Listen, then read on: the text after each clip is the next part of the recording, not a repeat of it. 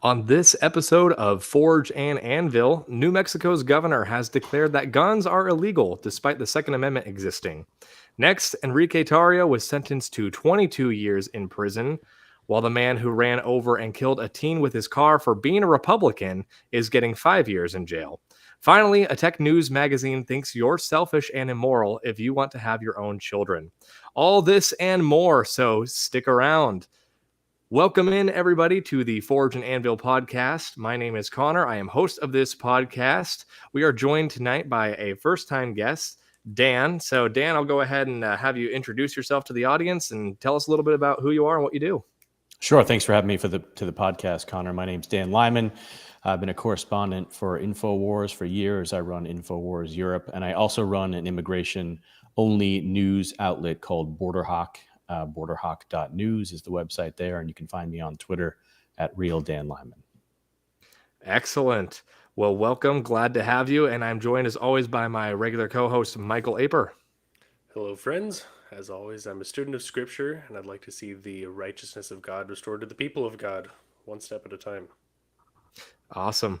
Alrighty, everyone. Well, if you are watching this on Twitter, feel free to jump over to Rumble and YouTube if you want to be a part of the chat. We will be taking your chats throughout the night as they come in and are relevant to the conversation. We might not get to all of them, but either way, please join us. We love when you guys are a part of the conversation. And if you are listening to the playback on Spotify or Google Podcast, be sure to catch us sometime when we go live for Monday Night Lives on Rumble or YouTube or Twitter. There's no chat feature on Twitter to my knowledge yet, so feel free to join us on the other two platforms if you want to send in your chat. Feel free to like this video, give it 5 stars, do all the things that you're supposed to do. We appreciate it. We've got a lot of important stories to get to tonight, but we have really pressing news. Before we get to that, Michael, please tell the audience what the heck you did this weekend. This weekend, I attended. I live near Lexington, Central Kentucky, where, as you know, there are many races, many horse races specifically. The equestrian world is vibrant out here. There's a lot of money in that. At one of the local race arenas called Red Mile, there was an event that was hosted that I attended for wiener dog racing, where in fact we took dachshunds and people registered them. There were hundreds of wiener dogs. I didn't know that so many wiener dogs existed, but we took dachshunds. There were also corgis and bulldogs that each in their individual breed were racing against one another, all fighting for that wonderful trophy that was in the shape of a fire hydrant. That is excellent. So was this... was there a lot of betting on the wiener dogs? That's what I want to know. I know that it was made accessible. To what extent they were actually betting, I don't know. But I know the participants paid $20 each just to get in there and race their wiener dogs, which all proceeds were going to the Humane Society to care for animals or something. But yeah, I know there was betting. I didn't participate myself. Didn't have a leg in the game. But it was a good time for sure. Many, many dogs, lots of cute fluffiness, and random temperamental outbursts of barking and yipping. That's awesome. Well, if you guys haven't been to a wiener dog race, you guys apparently all need to do that. So get over to Kentucky. Apparently it's worth it. Honestly, when I found out about it from a friend of mine who sent me a link on Facebook, and I expected it to be, like maybe 20 dogs, maybe 30 if it was big, and then 50, 60 people. There were hundreds and hundreds of people, if not over 1,000. I mean, there was a gigantic amount of people, and nearly every family had a dog with them as well. I was astonished by the turnout. It was quite an event. That's wonderful. National news for sure. Oh, absolutely. Well, now that we have the important news out of the way, let's go ahead and get into our first story. So this is from the Daily Wire. New Mexico governor suspends people's right to carry guns in Albuquerque. New Mexico Democrat Governor Michelle Grisham banned people from being able to carry guns in Albuquerque and the surrounding county, for at least the next 30 days after a kid was killed during a road rage incident. Grisham signed an executive order on Thursday declaring that gun violence was a public health emergency in the Democrat-controlled state. On Friday, Grisham unilaterally suspended open and concealed carry laws in Albuquerque and the surrounding area. She said that she could further lengthen or renew her order, which was immediately slammed by many as being unconstitutional. Grisham effectively admitted that her order might be unconstitutional when she conceded that she might not win legal challenges filed against the order. Quote, now I am sure as I go through the rest of this, there will be a lot of questions about whether or not we think we have the legal right to do that. I am sure that before you write this, there will be a legal challenge, end quote. So obviously this story blew up over the weekend if you weren't paying attention to the news cycle. This was pretty ridiculous to see that essentially a governor just unilaterally decided by executive order that gun rights are no longer a thing in the state of New Mexico, or at least in the county. Of course, it's not necessarily statewide. There's a lot of different angles you can take on the actual executive order itself. But either way, it was pretty hilarious to me to see such a blatant power grab, because this is not the first time we've seen this, of course, under the guise of a public health emergency. If that rings a bell to anyone about something that maybe happened not so long ago, something big where a lot of emergency powers was grabbed over a public health emergency. I'm not referring to anything in particular here, obviously. But either way, I thought this was ridiculous just to see the fact that this executive thought that they could get away with it. And we've seen it's really starting to blow up in the governor's face. We've seen a lot of different protests come out, and we'll get into more of that as we continue to hash out this story. But to me, it was actually a bit of a white pill. Now, I think a lot of people probably got black pilled by this story, but to me, it was a white pill because this is one of those moments where they hit the gas too heavy.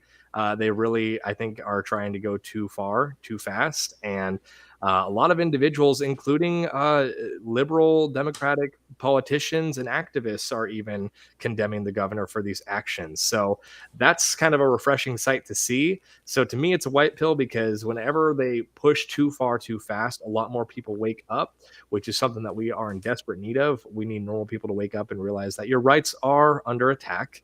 And unfortunately, you have to be vigilant if you want to keep all of your rights. But Dan, I'll turn it over to you to get your initial reaction to the story.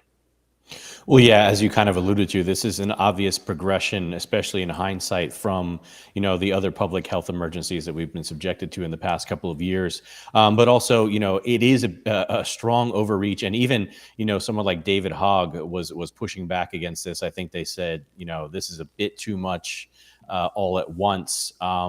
But I have a different take on it. I think those things all taken into consideration. I wouldn't be surprised if this is the first of many such attempts like this. Obviously, they're going to, this is a beta test. They're going to see what the reaction is to it. They're going to gauge, how the actual in the streets reaction is, and then what it looks like when it, it enters into the courts and when there are legal challenges filed against it. But why would we think that someone like Eric Adams wouldn't try this in New York City, or perhaps Gavin Newsom in California somewhere down the line? I think that even if they hadn't all coordinated this behind the scenes, probably a lot of them are holding their breath saying, let's see how this plays out, because we've seen just how much American citizens are willing to take in the name of a public health emergency. And if this picks up any steam whatsoever, I feel like this is just going to be one of the first of many. And, as we saw with the previous public health emergencies, they weren't scared to go for this kind of a massive power grab all at once and kind of see how it would play out. And of course, in some places there was pushback. In entire states, you had kind of a scaling back of that, like in Florida, where, initially the whole country kind of moved in one direction during the first few weeks of that whole health issue. And then in some places, like, there was enough pushback and it kind of got, pulled back a little bit. And maybe people like Governor DeSantis or local mayors, local sheriffs felt like, what, this is pretty unconstitutional, to say the least, and maybe we're not going to go so hard. But in other places, like in California or like in New Mexico, I mean, they kept the pedal to the metal in those states for a long time. And no amount of protesting from, minority conservative groups or minority, patriot groups really scared them in any way. So I wouldn't, be surprised to see them keep trying stuff like this. And this public health emergency will be used for many other issues, such as climate change, such as fossil fuels, such as freedom of movement. That will be challenged again soon, I'm sure, under a different guise. But they'll keep saying that it's a public health emergency and see what they can get away with, to be honest. Yeah, I agree with your take. I don't think you're wrong. I think the only thing that I would say in this particular instance is that for some reason, and I'm thankful for this, but for some reason, one of the things that tends to still be incredibly unpopular is gun control, even among left wing individuals. Like a left wing voting base still finds gun control to be pretty much a losing issue. Obviously, there's a lot of politicians that are absolutely platforming gun control for their campaigns. But either way, I still think that among the actual voting populace, even left wing individuals are pro Second Amendment. Now, there might be some nuances as to some restrictions that they want on that, and maybe those individuals, because they already are okay with some infringement, might not take this governor's edict as seriously as maybe we would take it. But either way, your point is still absolutely spot on that this is going to be a template that will be replicated. And if it's not for gun control, it's definitely going to be replicated for, for public health or for climate change, whatever the case may be. And unfortunately, I think we have not seen the end of it. And so sadly, I think you're spot on that. I had another thought, but it just escaped me. But Michael, feel free to jump in here. Yeah, I mean, as I read through this and as we discuss this, it comes to mind that so much of this is just purely illogical, and we come to expect that from the public forum anymore is just absolute nonsense that for some reason is real. But I do think it's worthwhile to recognize ignorance for what it is. So, first and foremost, I mean, a lot of this has been it's been advertised as okay, so there's a road rage manslaughter situation where somebody was shot. Probably not the child that died probably was not the intended target, but because of a poor use of a firearm in a heightened emotional situation, there was a casualty, which is horrible. And first and foremost, we grieve for the family that had that lost. But how then does a governing official, namely Governor Grisham, have any way to state that that is an emergency? To declare that as an emergency by which she can exercise powers over existing jurisdictions. The problem with this is that if you're going to say it's an emergency, then it's a present danger. And the present danger, that there are measures that need to be taken to neutralize a present danger. And any emergency, and the whole idea of emergency powers, in light of the health issues surrounding COVID, the notion was emergency powers because this is something that needs to be dealt with now, but those emergency powers will be nullified when the threat has been dealt with. But the threat had already been neutralized by the time this governor declared emergency powers to supposedly ban firearms in Albuquerque. So it really doesn't follow any logical trend for what standard she was exercising these powers that she does not possess. Moreover, by what standard does she think that it would be effective? And that's why I think what you, Dan, and Connor are both saying makes sense, where it's like kind of like a test run just to see how people respond, because clearly it's not going to work. I mean, that's obvious enough. And even in the article, there was an interviewer or a press person who was requesting, saying, okay, well, if you take away the guns, is that going to make the criminals give up their guns? And she says, of course not. Well, yes, we all know that. How obvious is that? But we can't let that just slide by the wayside. What you're doing is you're disarming citizens from being able to protect themselves against the criminals who will not abide by the laws. if they were abiding by the laws, they would not be criminals. These are the most obvious things that we could ever say, and yet they deem being repeated because time and time again, and we'll talk more about this throughout the episode, the repetitious nonsense that inundates our culture is taking a foothold in our minds. And we see that in the public forum for the lukewarm individuals who would read an article saying, oh, no, wow, someone got killed. We better do something about it. Okay, so what will we do about it? Will we disarm people who could be protecting citizens? Will we?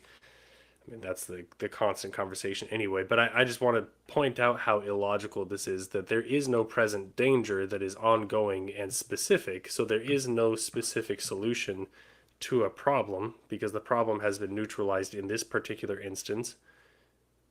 So there's really no standard by which she could declare any emergency powers, and obviously it is unconstitutional, and will she will have consequences of that. And I think it's clear that, Gavin Newsom, any big influential liberal city was not going to do this. Albuquerque could get away with doing it and having a governor have a negative backlash, but not so negative as to remove her from office or remove her from potential re-election, for goodness sake. Whereas if Gavin Newsom were to do something like this in California, I think he would have a greater lashback because he has a greater national knowledge and a bigger camera looking at him at all the time. Yeah, you may be right about that, or you might not. I don't know. One of the things that I did want to bring up here is this is also from the Daily Wire. It was kind of a follow-up article, so I thought I'd bring it up. New Mexico Governor Michelle Grisham faced intense backlash, including from leftists, which we've kind of talked about already, for banning law-abiding people from being able to carry guns in Albuquerque and the surrounding county for at least the next 30 days. Grisham signed an executive order on Thursday declaring that gun violence was a public health emergency. There it is, folks, in the Democrat-controlled state. On Friday, Grisham unilaterally suspended open and concealed carry laws in Albuquerque and surrounding areas. We've talked about that already. I just want to read some of the criticism. So this is from David Hogg, which Dan, you referenced a moment ago. He said, I support gun safety, but there's no such thing as a state public health emergency exception to the U.S. Constitution. It'd be really interesting to hear what David said about COVID, because I'm sure he's blanking on that in this moment.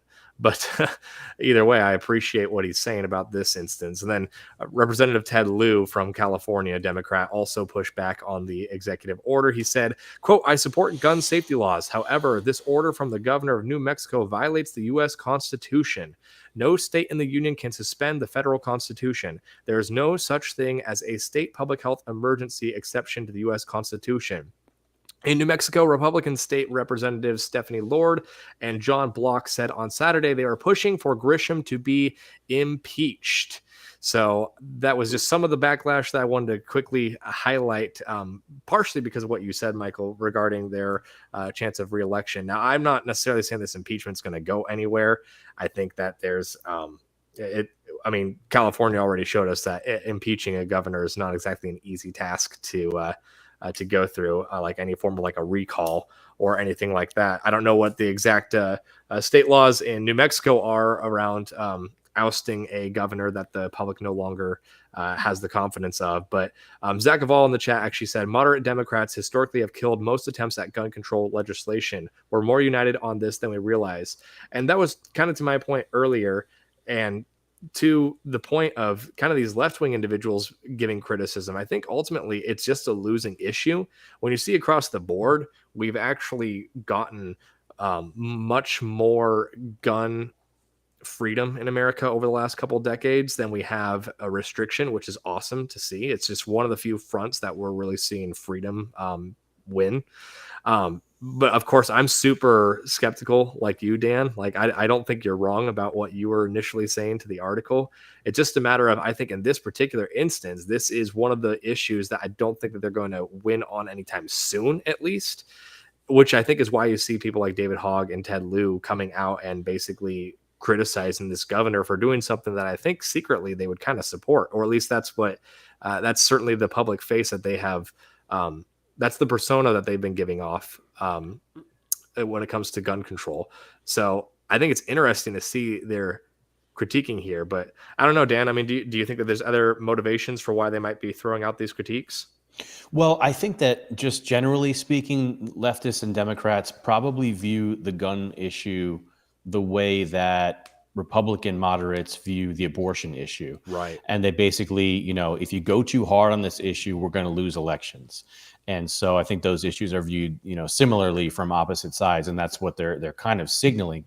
But what's interesting is if you look at this, the Albuquerque thing from like a bird's eye view, and can compare it against other cities in the country, such as New York City, Washington, D.C., even L.A. in some cases, Chicago for sure. You're watching someone make a power grab all at once rather than chipping away the way that they have in these other cities. So the law or the executive order that's being imposed in Albuquerque, is not all that dissimilar from the laws that are on the books in these other cities that have disarmed the law-abiding public. We're just watching it happen all at once and realizing, it's probably not going to stand. But, the same result, it comes from both, essentially. It's almost impossible to legally carry a firearm in many U.S. cities at this point that have been under Democrat control for years. And so the main reason that they're pushing back from the left is they're saying, like we said, don't show, all the cards in the hand at once. We'll get there little by little. And I'm sure they would love to see Chicago style, gun restrictions on the entire country, but they just don't want us to be, they don't want to wake the sleeping bear, so to speak. Right. And that's where the white pill came in for me, is I think that this was one of those moments where, again, I think they just pushed too far. But obviously the flip side of that is the black pill, where this means that they'll probably try it again. They let the mask slip, sort of. Your point about gun control being kind of the left's version of abortion is, I think, a perfect analogy, because obviously we know that individuals are not monolithic. I'm just saying that for the people in the chat that are going to, get on us for talking in generalities here. But for the sake of conversation, I'm going to use some generalities to say that left-wing individuals tend to be on the pro-gun control side, and especially those who are actually in higher offices on the left side of the aisle.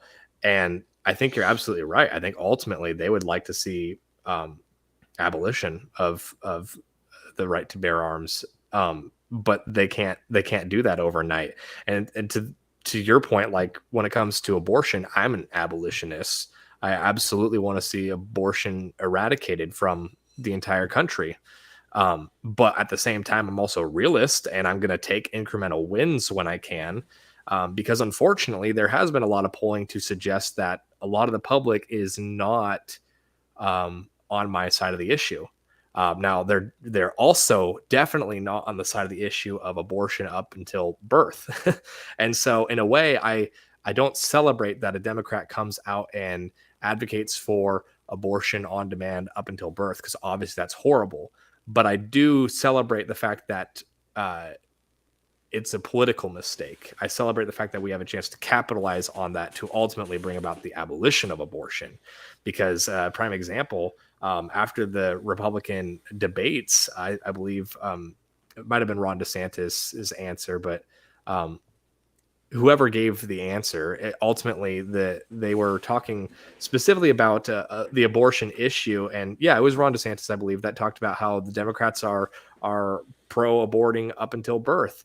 And you got a bunch of fact checkers saying no one's advocating for that. And it very clearly, the Democratic Party has advocated on that several times. I mean, I believe even it was Colorado after that birth. said I believe it was Colorado that said after birth. They put that into legislation.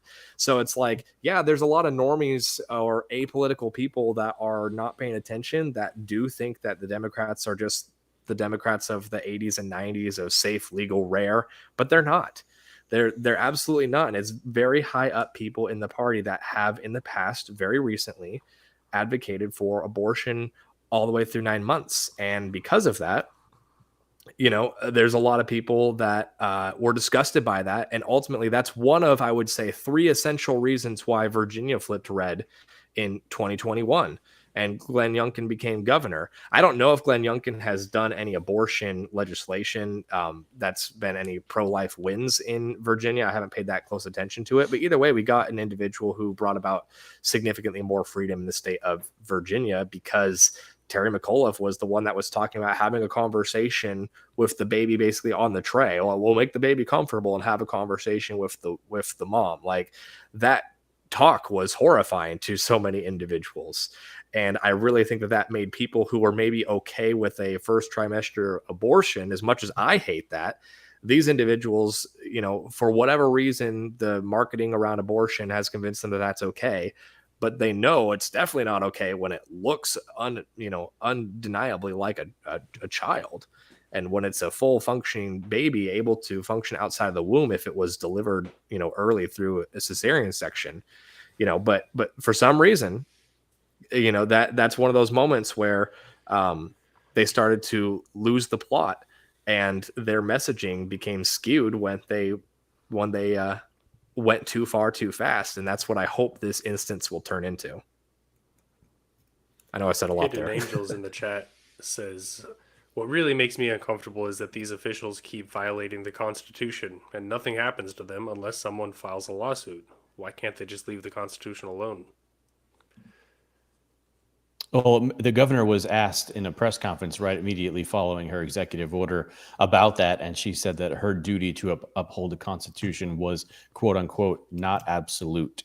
So, we're basically living in post-constitutional times in many ways, and a lot of these Democrats just view it as kind of just a piece of paper, of course, and they don't really have to listen to it. The good thing is, of course, and as many people have been saying for a long time, is that as things go more haywire at the federal and the upper levels of state governments, we need to be rallying around good sheriffs and good local officials that will basically say, as the sheriff in Albuquerque, I forget the name of the county, said basically, I'm not going to enforce this. It's totally unconstitutional, and it opens law-abiding citizens to just being victims of criminals.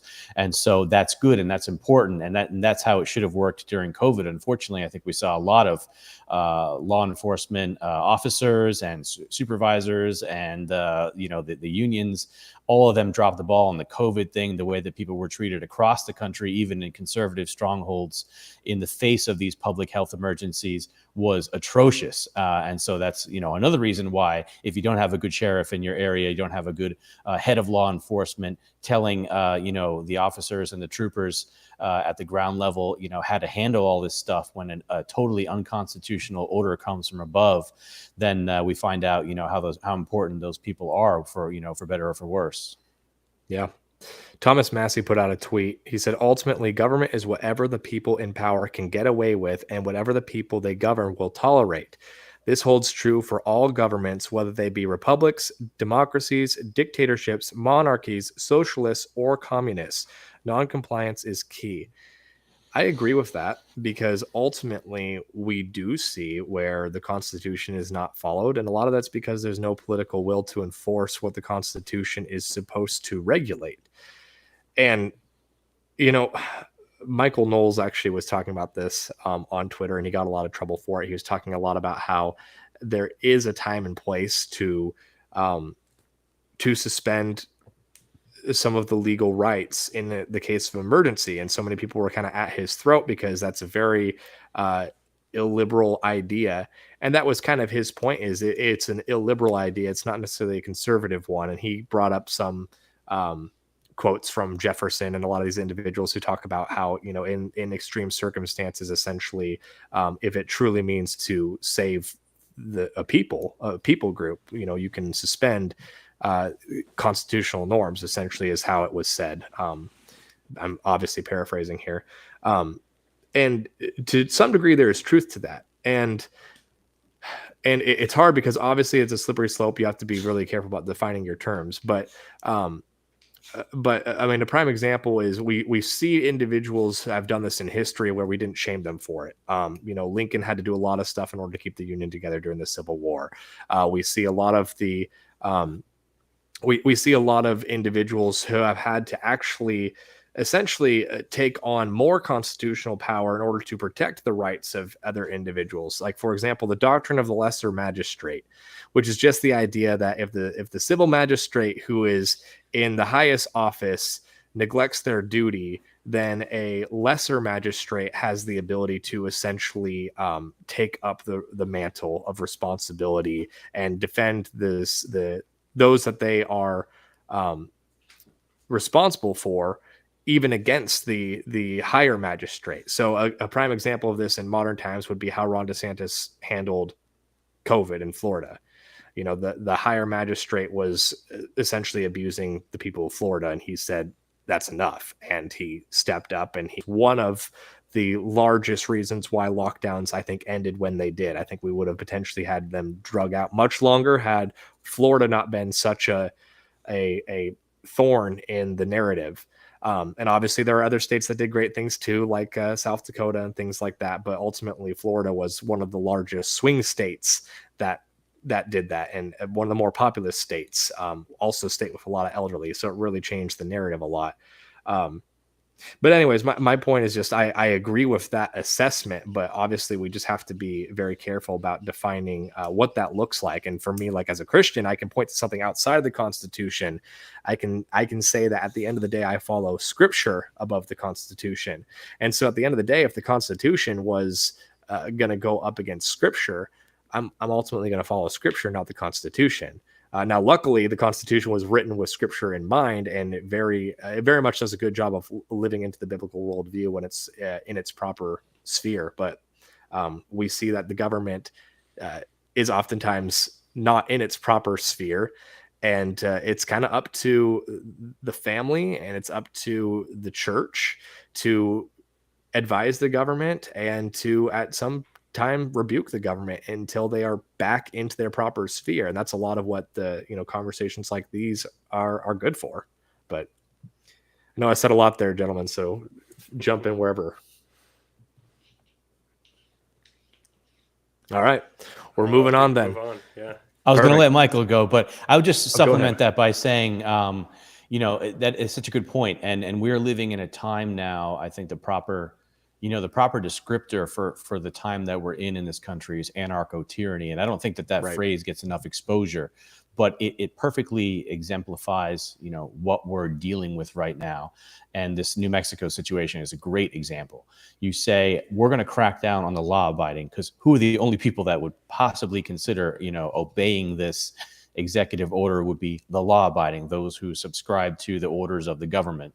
And who is she admitting that will not subscribe to this and will certainly not be affected and will, of course, carry on with business as usual, is the animals in the streets, the feral animals that are roaming our streets and being allowed to wreak havoc and attack, the law-abiding people out there, innocent people in the cities across this country. And essentially what we have at the ground level is anarchy. And so, and that's being allowed to flourish. And so that does create this issue where you have the most powerful person in the state saying that I'm going to attack the law abiding. And that's where you have someone like the sheriff saying, I will not enforce this order as it's unconstitutional. So that's a great, example of what you were just talking about with the lower and upper magistrate. Yeah, absolutely. All right, well, let's jump into our next story. So this is from timcast.com. Get rid of this bubble here. Enrique Tarrio sentenced to 22 years in prison. The former leader of the Proud Boys was convicted of seditious conspiracy in May in connection to the Capitol riot in 2021. The former leader of the Proud Boys has been sentenced to 22 years in prison and 36 months of supervised release, the longest sentence given to any person in connection to January 6. Enrique Tarrio appealed in federal court in Washington, D.C. on September 5th, after nearly a week-long delay. Tarrio was convicted of seditious conspiracy in May after the federal government accused him and 4 other Proud Boys of plotting to disrupt election proceedings on January 6, 2021 at the nation's capital. Tarrio was not in Washington, D.C. on the day of the riot. Quote, I have been selfish, said Tarrio while addressing the court. I have made strides to be a better man during my incarceration, end quote. Tarrio, 39, asked U.S. District Judge Timothy Kelly not to take his 40s from him and expressed his desire to get married and start a family. I am not a political zealot, Tarrio said. I didn't even think it was possible to change the results of an election. Judge Kelly found that the terrorism enhancement sought by the Department of Justice should be applied as there is a preponderance of evidence that Tarrio was a leader or organizer of the activity that involved 5 or more people. What happened that day damaged an important American custom that helps support the rule of law and the Constitution.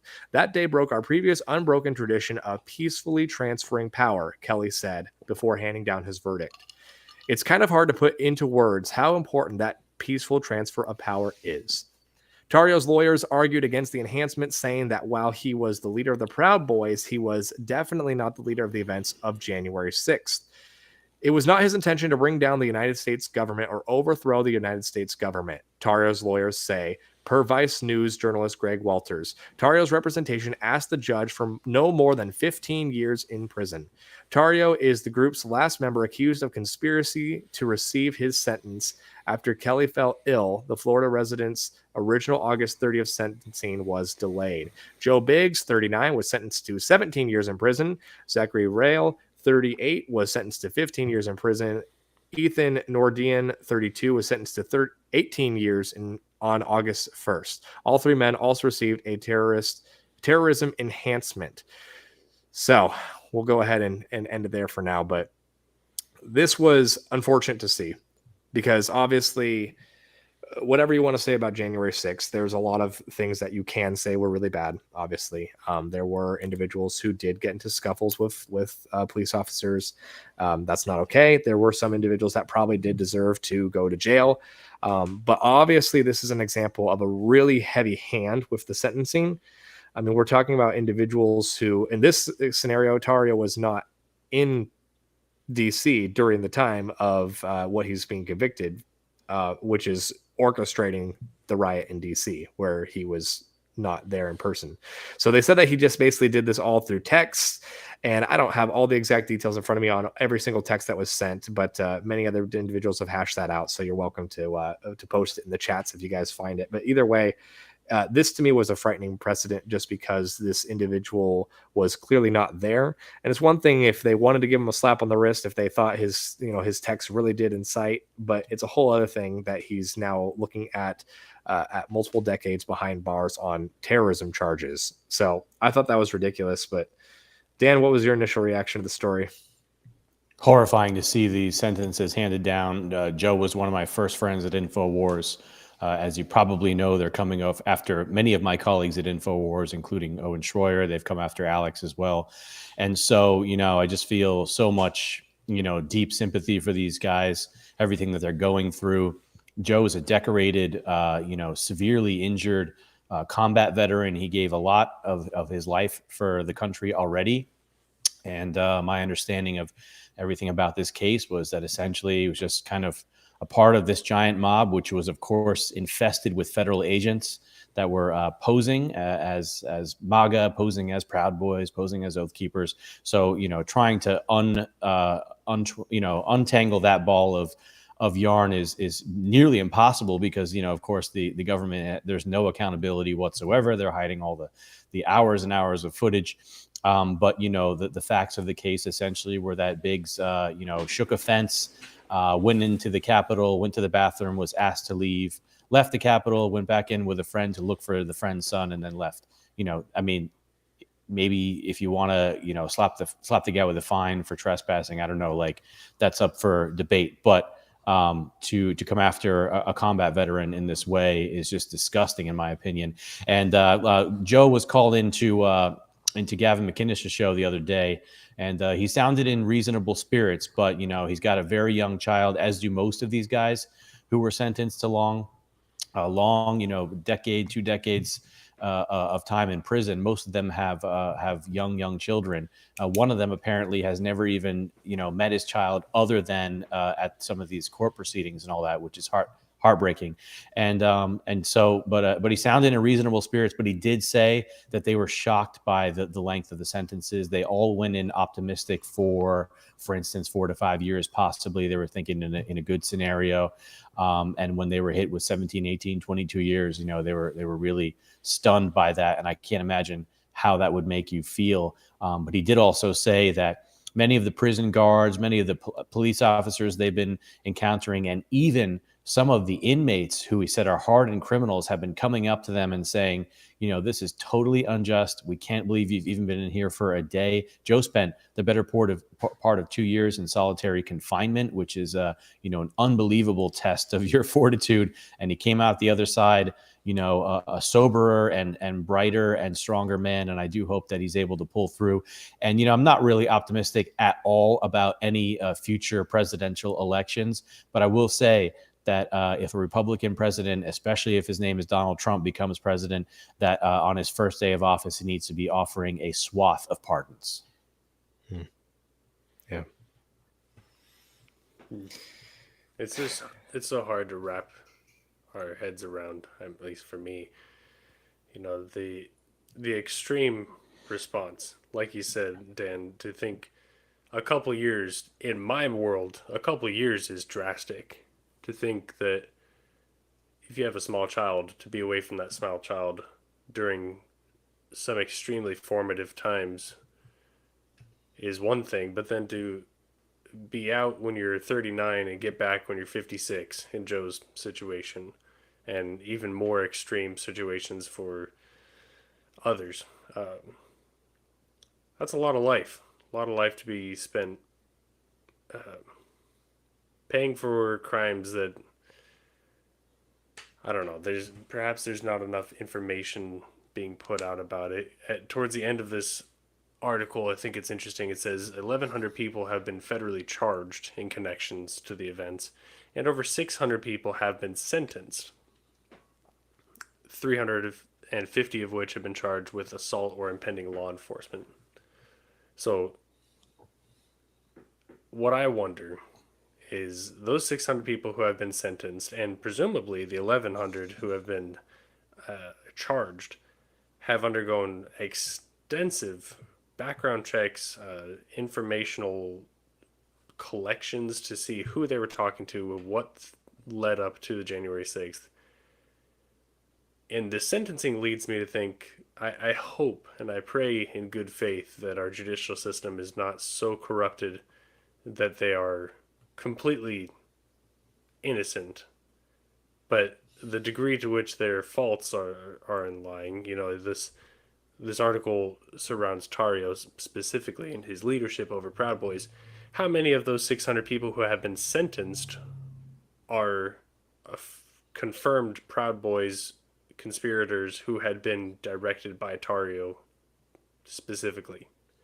There's information that isn't being told about some of the details that, maybe we shouldn't expect that from a surface level news outlet like this, but I don't know. What are your thoughts on that? Yeah.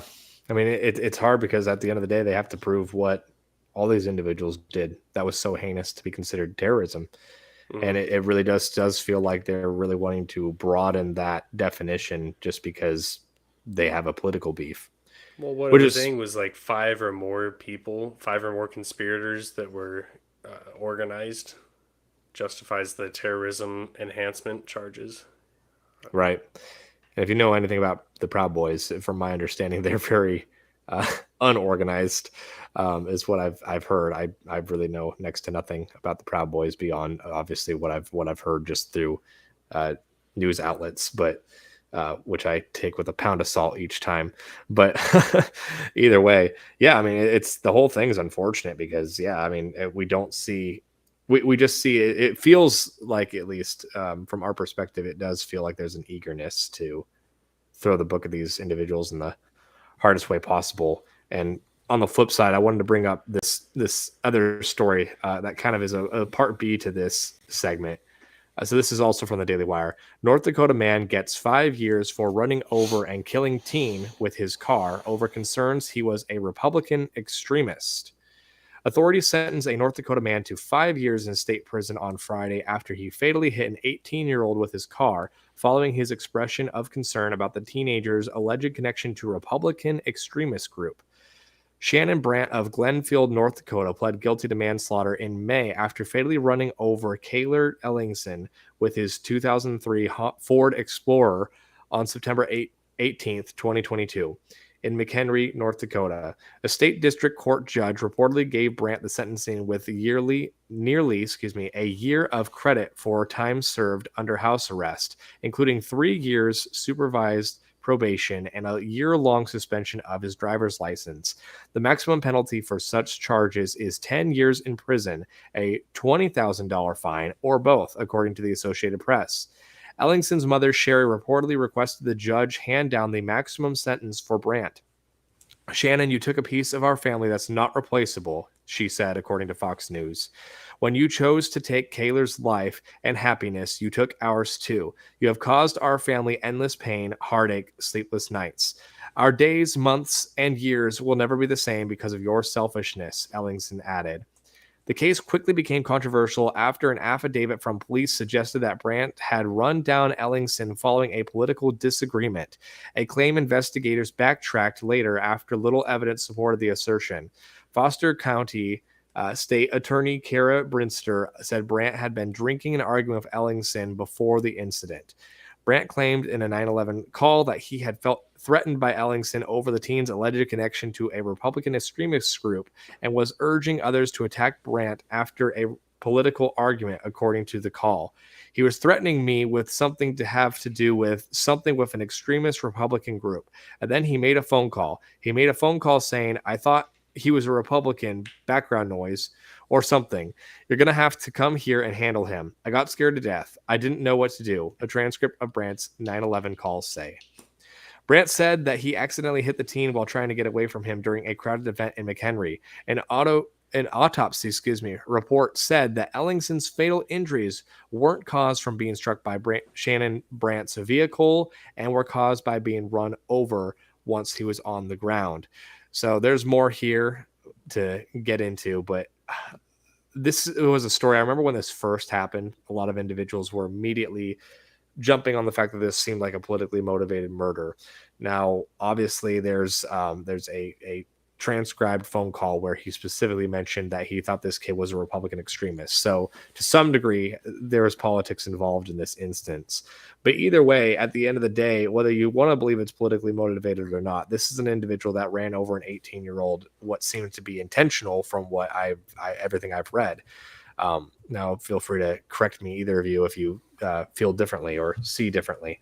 But either way, this individual has been given 5 years as opposed to other individuals that are given nearly 2 decades worth of sentencing for being somehow involved in January 6th, many of which in slight capacities, such as Tario, who was not even at the Capitol. So obviously, this is, to your point, Dan, this really makes me think of anarcho-tyranny. It really does seem like there is a justice is not blind. Lady Justice is not blind. There is a tiered political system, and unfortunately, this is probably not the last we're going to see of it. My hope is that by bringing attention to this, that we could honestly turn down the heat. I really do think that that's ultimately what we want to see happen when we have these conversations. But either way, I'll turn it over to you for your initial reaction. Well, it's a shame that this is such a tragic story, because I would love to have a laugh at the phrase Republican extremist, because I have to wonder, what is a Republican extremist? Do we have even, on the right, let's say, where would an extremist fall on that? Would it be anti-abortion, anti-lockdown at this point? Lindsey Graham. Yeah. So, but I think what we see here, obviously, is the analogy, the comparison between the two. Perfect example, another one of anarcho-tyranny, and someone being killed, what seems like for their political beliefs, is textbook terrorism when you kill someone else to make a political point.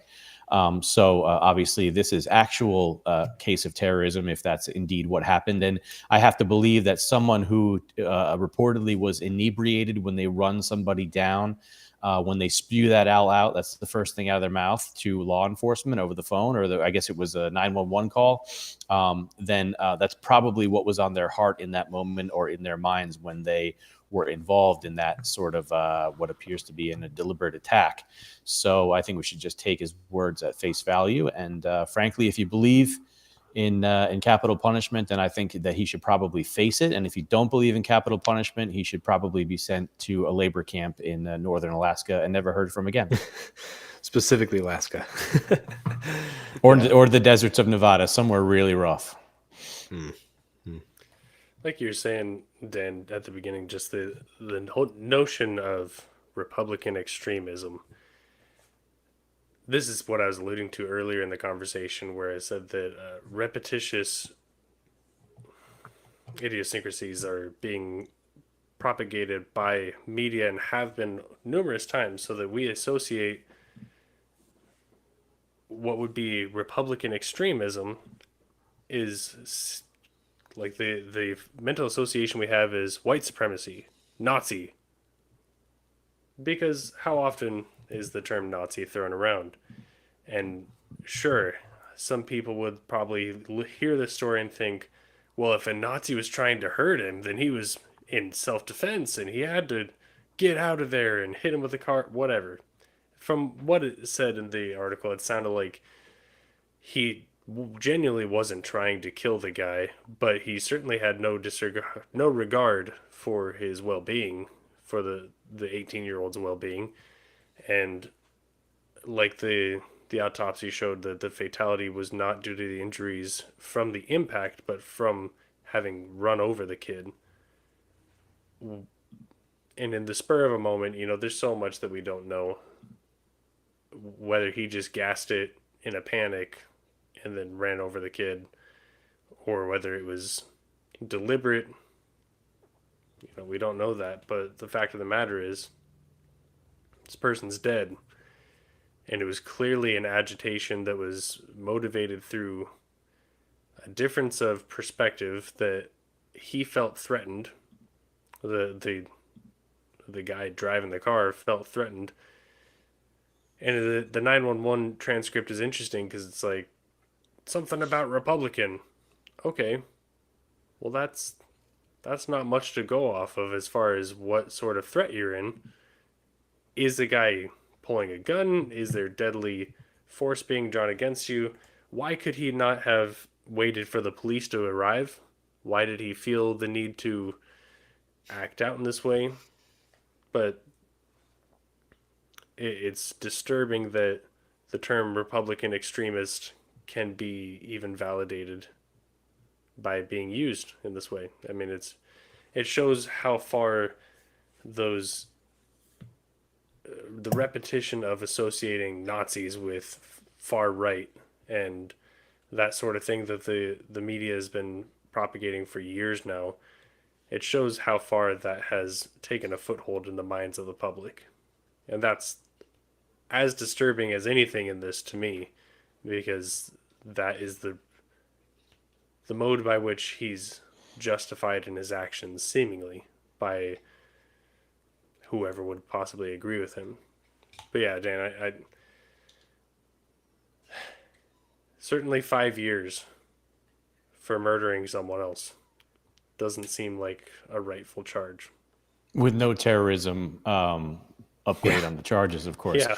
But, Yeah. but going back to the Republican extremism thing, and also just this act of violence against, a conservative young man, we've been seeing that for years. And as much as we'd like to think that someone like this is kind of a deranged one-off, I don't think that's the case. And I think that a lot of the liberals in this country, formerly went by liberals. I think calling them liberals is just totally inaccurate. These people are insane, feral communists, and there are hundreds of thousands of them in this country.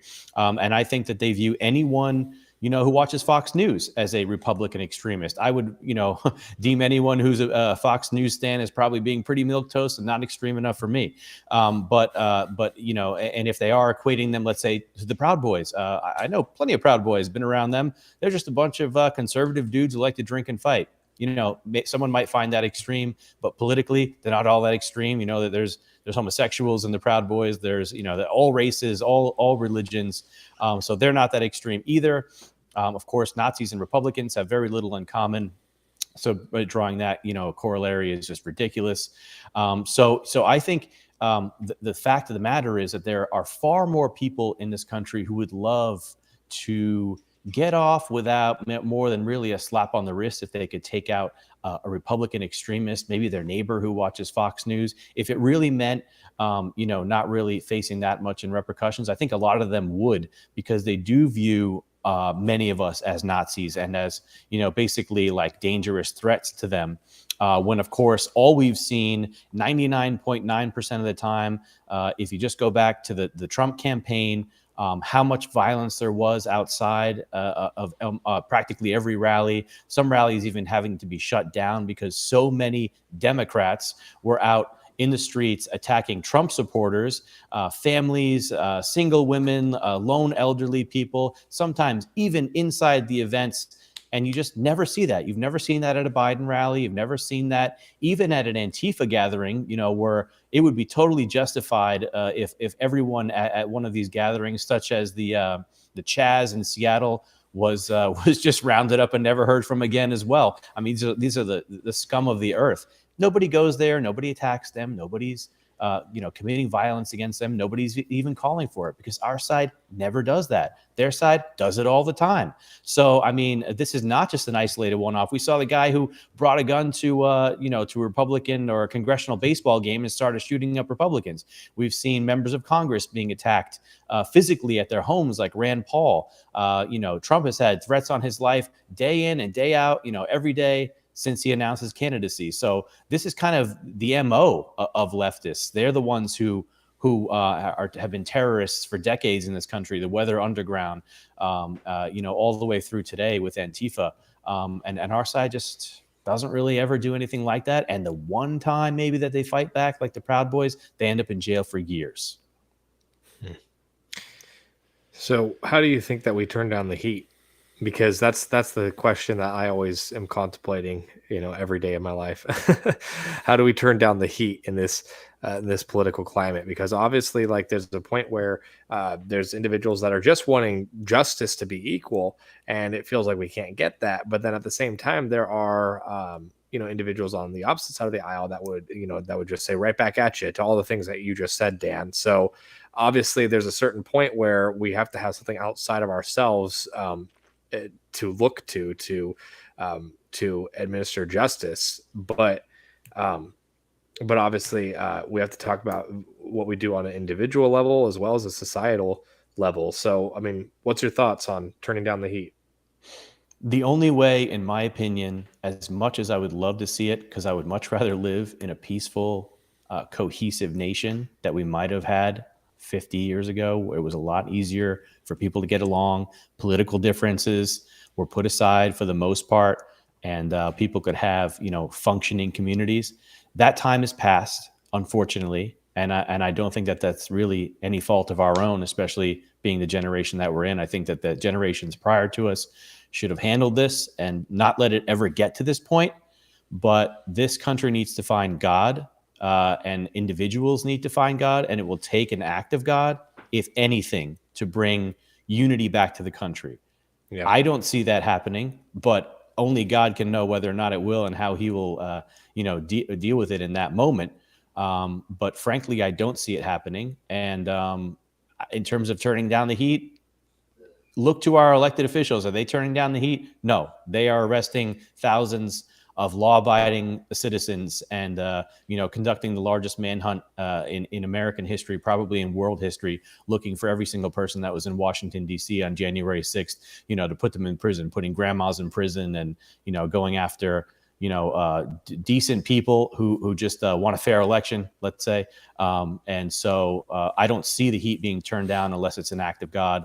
And so I think we just need to prepare to stand our ground. Michael, anything to add? It harkens back to what we've said time and time again, is that our faith is not in legislation. Our faith is not in people, nor the authorities that be in our governance, but the authority that is absolute, and that is in God. So just as we trust that it won't happen without an act of God, we also trust that our Lord will act on behalf of the righteous. And that doesn't mean that the Proud Boys are the repentant, good Christians either. I'm just saying our hope is not in this world. And tonight's topics are fairly dismal in that regard, and seeing justice not be served well. But just a reminder that our hope is not in these things, and we trust a justice that is far greater. And that is the source of our salvation. Amen. AMC Rebels ST. Sorry, I don't know exactly how you want us to read out your username, but you said Dan said it will take an act of God. I'm not religious, and then you said I'm open. I'm assuming you meant open to religion potentially. Not quite sure. I might be misreading that depending upon when the chat came in, but yeah, I mean ultimately. What Michael said, our hope is not found in legislation or individual politicians. That doesn't mean we should be unaware. And if anything, that's the message that we constantly preach in this podcast. Because I think too many people have in the faith have neglected their responsibility in this civic sphere because they sort of leaned too heavily into that message and kind of thought that they should just like not touch civics and politics altogether, which is kind of the error on the other side. That's the ditch on the other side of the road. But reading Psalm 2 can be very comforting, you know, in times like this, when you feel like the institutions are against you. And so honestly, I really do think that that faith in Jesus Christ is very comforting to know that ultimately there is a higher authority who is currently reigning on the throne, and nothing will dethrone him. And he sits in heaven and he laughs because why do the nations rage? You know, there's nothing that they can do to defeat his kingdom, and that's a lot of why we can still have hope. You mentioned earlier that you came here for a laugh. Well, we have to be happy warriors. We started this episode talking about wiener dog races for a reason, you know, because we have to enjoy the small things in life that that God has blessed us with, because we do live in some dark times. But of course, where there's darkness, there's also light. And, you know, I really do think that there's some good in this world. That is declaring righteousness to the nations. And that's a lot of what we are hoping to do with this podcast, is to shed a little light into the darkness, to not hide from these conversations, but also to have them in a way that can hopefully be encouraging to you in some capacity. So hopefully that was. But we'll go ahead and jump into our next story here. So this is from Post Millennial. Tech news magazine Wired published a story and made it an editor's pick on Thursday that claimed it was immoral to want children who share one's genetic makeup, and claimed that reducing biologism. Wow. Michael, how would you say that? Goodness, where are we looking here? Biologism. I mean, I know it's based off of biology, but biologism is how we'll say it. I'm sure that someone's not going to be happy that I've maligned their profession. It could be a way to push back against the biological essentialism built into white supremacy. In the intro, the author rejects the notion that having a biological child creates a hardwired relationship and bond between the parent and child, and that this prioritization of biological inheritance, biologism as some call it, has recently become unsettled. Writer Leo Kim said that due to the advancement in modern practices in gestational surgery, or what some consider renting a woman's womb, the ability to screen embryos for genetic abnormalities, the preference for biological children, quote, can feel downright ancient, a vestigial remnant of a different epoch, a fossil no longer animated by the same moral institutions that gave it gravity in the past. When looking into the idea of genetic testing, the article notes the horrors of state-sponsored eugenics, but that the ability to genetically screen embryos for disease and determine traits is minimal in scope. He suggests that if biology is to be a factor at all, it should be only considered insofar as it prevents harm and suffering.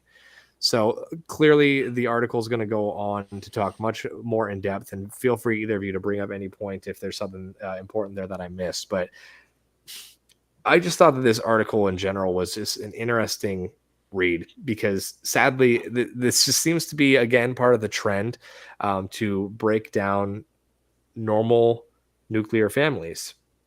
And I think it's definitely a slippery slope with some of the fertility industry. I haven't done a ton of thinking about things like surrogacy and IVF and things of that nature. I know that it has blessed many individuals, but I do know that there's a lot of playing God with this area of science, and unfortunately, I just feel like at the end of the day, this is just going to be another opportunity for individuals to really promote depopulation. Honestly, they're going to say, why have your kid when you can have someone else's, embryo that's already been frozen in a freezer for years. And there's just going to be a whole lot of push to not worry about having your own children.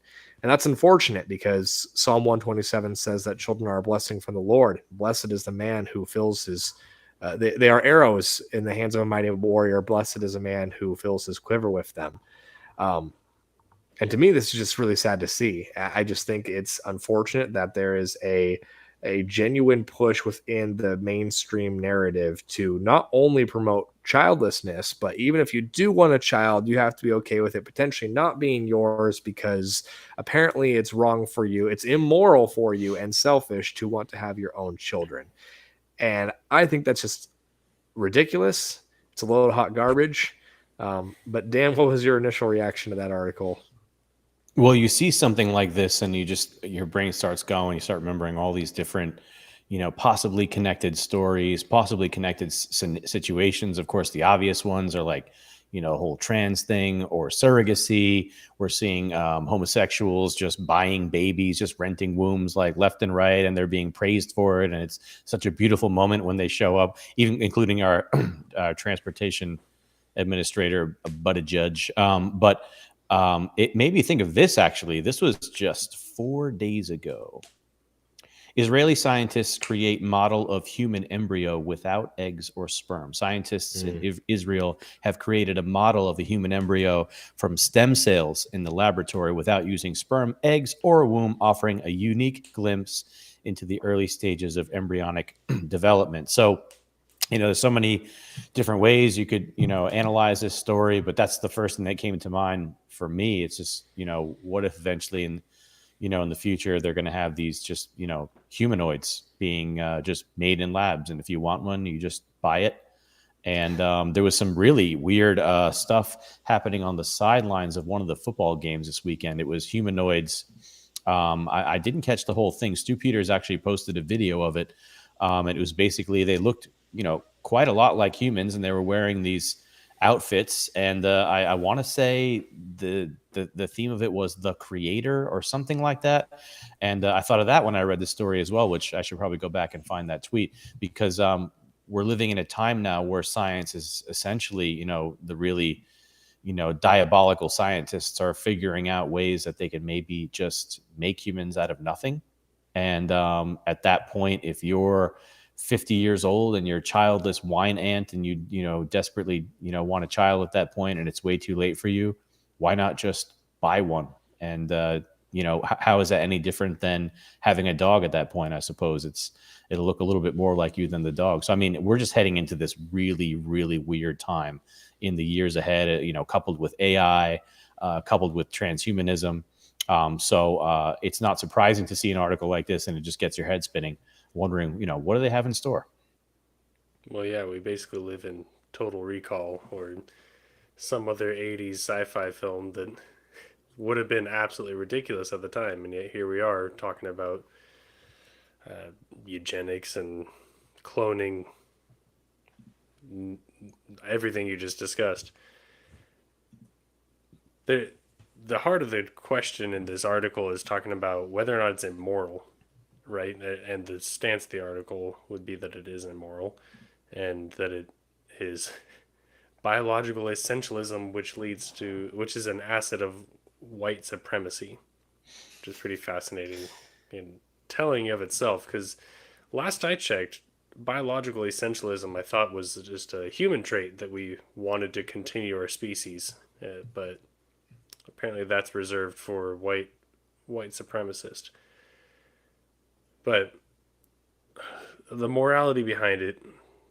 So we look at morality through a biblical lens. Christian ethics is, I think, the way that I will approach this, as always.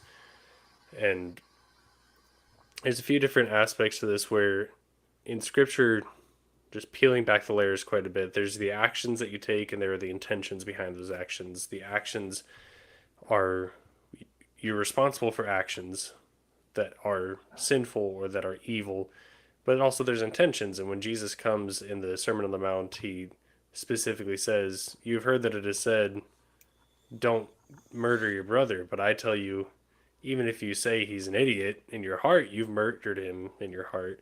And you've heard that it says, do not commit adultery, but I tell you, even if you look at a woman lustfully, you've committed adultery against her in your heart." So there's something to be said about the intentions behind something, and that they have a separate correlation to ethics and morality than the action itself. Now, sometimes there's also examples in Scripture of actions that take place that were accidental or that were unintentional, and they still require recompense. So I'm not saying that that's off the hook. But in this circumstance, concerning the whole biological child thing, obviously, I think we're in agreement that a heterosexual couple that wants to reproduce biologically should not be criticized for that desire and should not be considered immoral. We're talking a little bit more so about the whole surrogacy thing, and that brings up the question of when two men want to have a baby and decide to have their genetics spliced and put into a surrogate mother who's renting out her womb, that presents a whole new moral debate than a heterosexual couple who may require an IVF or something of that degree. So, a biological child for whom would be my question. That I think determines the morality behind it, or immorality, because I think it's extremely selfish for a homosexual couple to determine that they have any right to reproductive demands for their own biology when they have denied their own biology in order to be in a marriage that they would want to have a child. So I know that probably might get me some heat in a few areas, but yeah, I don't think a homosexual couple should be able to demand that their own genetics be passed on through a surrogate mother when that puts the mother at risk. There's other ethical issues in place there. But if it's a heterosexual couple that's using their own biological abilities to reproduce, then clearly that is not white supremacy. I think that should be established well enough. But what do you think of that, Connor, as far as like the whole surrogacy for homosexual couples? How does that change the conversation at all? Well, I think ultimately, biblically speaking, homosexuality is obviously a sin. If you're a homosexual individual and you're watching this, it's I say it with as much love as I can without also being dishonest to you. And I think you would ultimately want me to be honest with you. The Bible is pretty clear that it's a sin. As far as surrogacy in general, I mean, that's a hard question to ask, because there are individuals where, they want to have a baby, a married couple wants to have a baby and they want to have someone else, essentially host the baby in their womb because maybe one of them has a medical complication. But in the course of a homosexual couple, obviously that's not the case. I mean, there is a medical complication, but it's because there's no womb in existence. It's a biological complication. Yeah, that's a better way of putting it. Biological, biologism, or they could both be very fertile, and it would not make a difference. Right.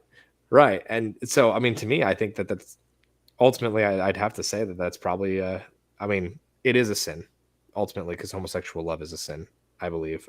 Now, if a homosexual male wanted to reproduce with a woman, I believe that that should be done in marriage. So, hopefully you can maybe repress your urge. I don't think that anyone is born homosexual. I think you act homosexual. I know that's also controversial. Doesn't mean that there might not be some um, circumstances that maybe you were born into that might make you more apt for that sin. But ultimately, I do think it's an action. Um, Well, anyways, people say that they're not born homosexual. Sorry, I'm just interrupting to say, what is it? Psalm 51. In my mother's womb, I was conceived in sin. Like, yeah, maybe you were born homosexual. That doesn't make it okay. I mean, yeah. I Well, was, regardless of whether you fall in the debate, it still doesn't change the fact that you were called not to be. yeah, exactly. By the creator That's of the the point I'm universe. making is that this conversation goes beyond whether or not you're born gay. The fact of the matter is, homosexuality is defined in outside of the bounds of righteousness that we are called to. Yeah. Michaela in the chat said the rights of the child should always come first. The child has a right to know both their mother and their father. They have a right not to be bought or sold. I agree. And that's exactly where I think, unfortunately, surrogacy is just, I would say, maybe certain circumstances I'm willing to grant the premise of that it could be okay.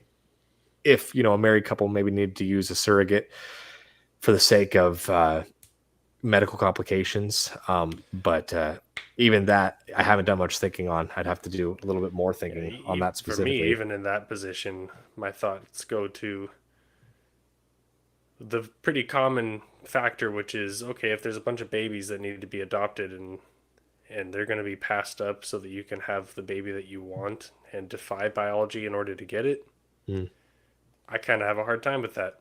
And my wife and I have agreed that we want to adopt children regardless of our own ability to reproduce, but we are prioritizing our own reproduction if possible. But if that is not able to take place due to whatever medical complications, I mean, that's yet to be foreseen. But if that were the case, then we will not hesitate to adopt. And I think that's a more responsible course of action than to pay hundreds of thousands of dollars to get what I want and defy my bodily limitations. But that, I think, for us goes back to a faith issue where I trust the Lord to open my wife's womb in His timing, by His ability to manipulate our biology and bring healing to our bodies. So I know for us, we would not consider surrogacy as even an option. Yeah. Yeah. And like I said, that's not something I've put too much thought for, but I definitely would say that it would need to be very specific. What was that? So you're over there breeding like a bunny. Of Yeah, course you don't exactly. think about it. Exactly. Yeah, but I don't know. It's interesting. These bioethic questions are really interesting, and unfortunately, to Dan's point earlier, it's something that we have to start thinking about because apparently there's AI coming, there's humanoids coming. I mean, my goodness, the amount of things that we are going to be dealing with in the coming decades. I mean, we're kind of at the point where we're about to have another industrial revolution sort of happen in the realm of AI. I mean, I think our world's going to be completely different even 10 years from now. It will be probably bigger than even like when the iPhone hit the market and smartphones became a thing. And we have to start figuring out these questions. And it's good that you asked me, Michael, because that's an area that I definitely need to do more thinking on because yeah, it's not a question that I've received before, but it's a question that is going to become more and more common as we continue to go down this time in history that we're living in. Yeah. Any closing thoughts, gentlemen? All right. We've done it. We've solved all the problems of the universe. We are able to now Thank go to goodness. bed and rest easy, knowing that we have solved everything and none of you are having any trouble ever again. So, thank you everyone for joining us. We really do appreciate it. It's been a fun conversation. Dan, where can people go to keep up with you and everything that you're doing? All my work every day is at infowars.com, borderhawk.news. You can find me on Twitter at realdanlyman, Lyman, or at Borderhawk News. Awesome. Michael, where can people find you? I'll be in the library reading about the rhetorical criticisms of the book of Ephesians and learning Hebrew. Excellent. All right. Well, Godspeed on that. Thank you, everyone, for joining us. We really appreciate it. If you're listening to Spotify or Google, feel free to join us sometime in the chats on Rumble or YouTube on a Monday night, 8 p.m. Central. We are actually not going to be live for a couple of weeks. We have some pre-recorded material because, to Michael's point, I'm with child, not myself, of course, but Connor, I am with you child. are with child. You look fantastic. Thank you. I thought we agreed this wasn't possible. Well, you guys would be shocked. It is 2023. Connor is a birthing person. News. Awesome. Well, thank you, everyone. Hopefully you got a laugh at the end there for some serious topics that we had tonight, but we appreciate you listening. We'll see you next time. And to be clear, Connor's wife will be having the child. Yes, let's throw that In case anyone is clarification out doubting. there. All righty. We'll